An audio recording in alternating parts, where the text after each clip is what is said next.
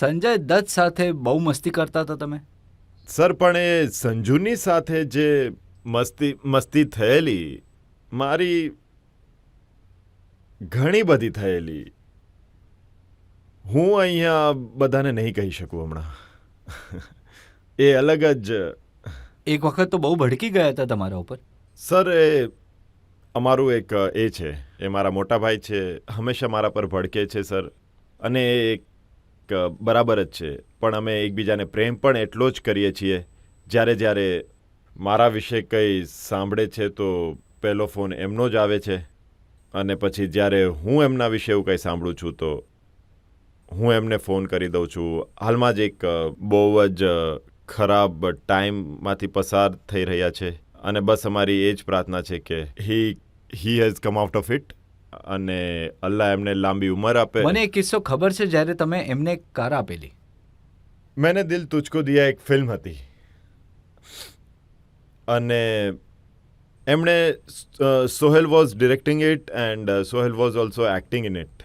તો સોહેલે સંજુને કહ્યું કે પ્લીઝ બાબા, આ એક નાનું ગેસ્ટ અપિયરન્સ છે, આ એક કેરેક્ટર, જો કે ઓફકોર્સ નરેટ કરવાની જરૂરત નથી, હું કરીશ. તો પિક્ચર કમ્પ્લીટ થઈ ગઈ, અને જેવી કમ્પ્લીટ થઈ પછી એક દિવસ સંજુ મારા ઘરે આવ્યા, પાર્ટી ચાલી રહી હતી.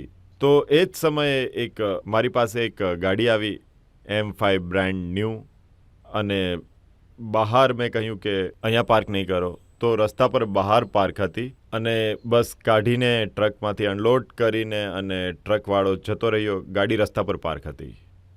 તો મેં સંજુને બહાર લઈ ગયો અને મેં કહ્યું, બાબા, this is the first piece in the country and I want you to have it.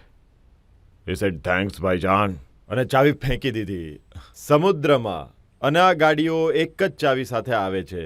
Band સ્ટેન્ડના રસ્તા વચ્ચે એક ગાડી પાર્ક છે, અમારા ગેટની સામે. ના કોઈ બહાર જાય, ન કોઈ અંદર આવે. સમુદ્રની અંદર એણે ચાવી ફેંકી દીધી હાઈ ટાઈડમાં. 4 દિવસ લાગ્યા અમને એ ચાવીને શોધી કાઢવામાં. He said, are you trying to pay me for this? So that is the connect that we have.